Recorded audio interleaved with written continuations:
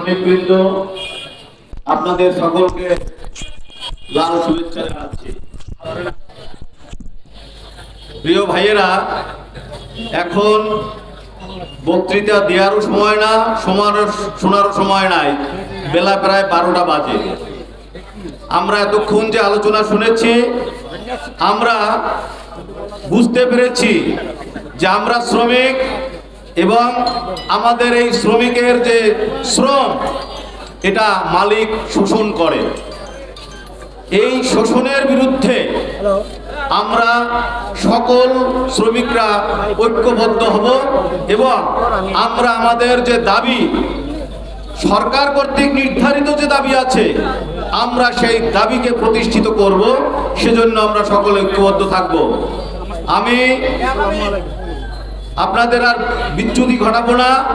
আপনাদের সকলকে বলছি, আমার সাথে সাথে আপনারা একটু স্লোগান ধরেন।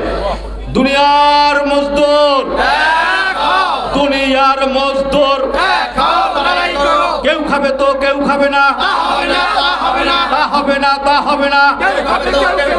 Action, action, action, action. দুনিয়ার মজদুর। সকলকে ধন্যবাদ।